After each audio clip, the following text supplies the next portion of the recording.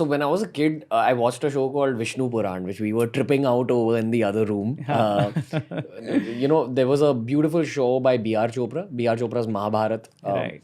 And after that B.R. Chopra's Mahabharat show got done, they had reruns of it until about 1998 maybe, where they started airing Vishnu Purana. And I remember the whole country got very gripped to Vishnu Purana. I remember being gripped to it as a kid. Right. And then I rewatched, I think, the first 2 episodes later on in life. When I rewatched them as an adult, I realized, whoa, this show is extremely deep. Yes. And I figured that there's no way that writers could have sat and had penned down these dialogues. Completely. They had to have taken them from somewhere because the dialogues were too heavy. Right. That's also why the show may not have caught on as much as Mahabharata or Ramayana, which are very simple stories. Yes. I won't say simple stories, but they're linear stories. Yeah, linear stories. They're not philosophical like this. Yes. So Vishnu Puran talks about the birth of the universe, the birth of Parabrahm, which is God in general. Yes. But from there, I'd love for you to explain it in brief. Where does Vishnu, Brahm, Shiva fall into this birth of the universe theory? Right. And also, why is there a hierarchy in terms of gods? Like, why is it, okay, God, then Vishnu, Brahma, Mahesh, then the Devis, then all the other gods, then Indra, etc., etc. What is this logic? Right. I think that's a very good question. And a lot of people have these questions. I had these questions, when I started researching. And the confounding factor here is that different Purans call different gods as supreme. So in the Shiva Purana, you would find Shiva as the most supreme god. And whereas in the Vaishnavite Purans, you would find Vishnu as the supreme god. So in terms of Bhagavatam, Krishna is the supreme god, right? So I think there's some confusion there that happens in the mind of people. But if you want to understand the broad hierarchy, so it comes again, none of the Purans or any later scriptures have anything to say which is different from the Vedas. So in the Rig Veda, there's this Purush Sukta. And this Purush Sukta talks about the Adi Purush, who's the first person. Purush, of course, it's a masculine term, but it basically implies that this is the first person in the universe. And it is from him that the entire creation comes. The Purush Sukta talks about another being emerging from the Purush who starts the creation, which is Viraj. So there you have the beginnings of the story of Lord Vishnu being presented as the Adi Purush, from whom emerges Brahma, who's Viraj, and from Brahma starts the rest of the creation. Now, if you go by the Shiva Purana descriptions, it's Shiva who's there in the beginning. And then he emerges as the lingam of fire. So very interestingly, a lot of people worship Shiva Lingam, but they don't know what it means, right? So the Shiva Lingam actually represents a lingam of fire. It's a pillar of fire. And this pillar of fire suddenly emerges, and there's Brahma and there's Vishnu, and they don't know where it's coming from. So both of them, they decide to explore the ends of it. So Vishnu takes the form of a Vara, and Brahma takes the form of a swan. And he flies up, and Vishnu digs deeper into the lower half of it.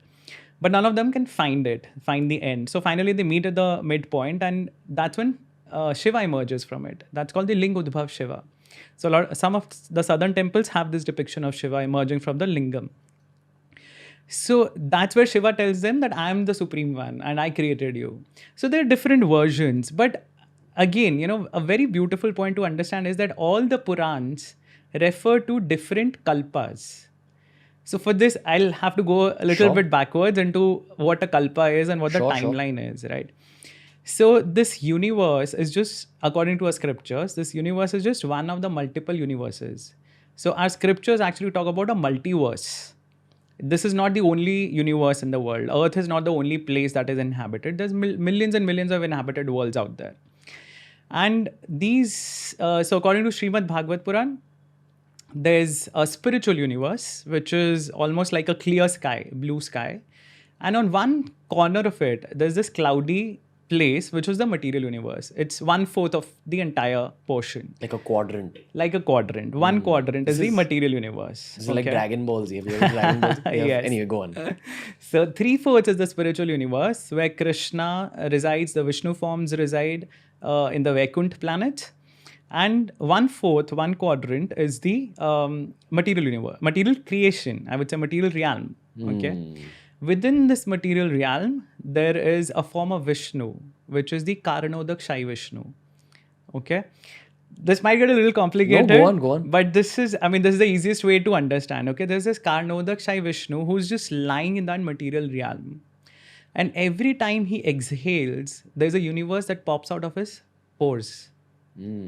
So there's millions of universes coming out of Karnodakshay Vishnu's pores. Okay. Each of this universe, again, has a form of Vishnu inside it, which is the Garbhodakshay Vishnu, from whom emerges Brahma for that universe. Okay. And that Brahma creates all the lokas within that universe. But imagine that this entire universe exists only for one breath of this Mahavishnu, the Karnodakshay Vishnu. So this entire process of creation by Brahma, of multiple yugas coming and going, all of this is just a single breath of Mahavishnu. That's how grand the vision is. So within this universe, when Brahma starts creating, he generally, for our universe, the story is told. We don't know how it is for the other universes, but for our universe, so Brahma has a lifespan of close to 311 trillion human years. Okay. And currently, do you know where we are right now? So this is the 51st year of Brahma. Out of our current Brahma. 311 trillion. No, so that's in the human years. Okay. That is equal to 100 Brahma years. Okay. So 100 Brahma years is the lifespan. Brahma lives for 100 years. Okay. So we are at 51 out of 100. We are at 51 right now. So it's close to 155 trillion human years. If you convert it in human years. And currently we are in the afternoon. So we are in the 7th Manvantar. So each day of Brahma within this year, 100 years of Brahma, each year has 360 days and night, and each day is called a kalpa. Okay.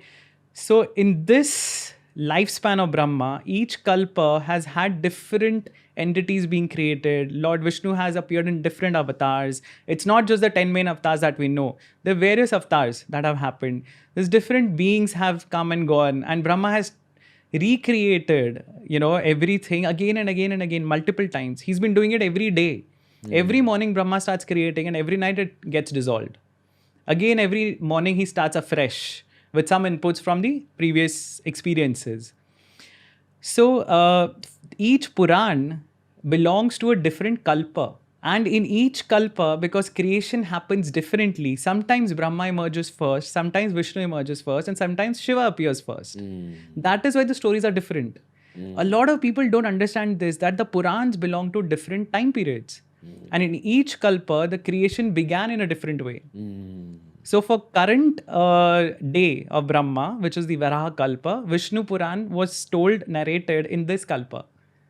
So Vishnu Purana actually is relevant for this kalpa. A lot of other Purans are telling stories that happened in the previous kalpas or future kalpas. Different time periods. Different time periods. So that is where the stories differ. But primarily, it's Brahma, Vishnu and Mahesh, who are the Holy Trinity. They are the Holy Trinity of Hinduism, the Trimurti. They are the highest level of gods. Yeah.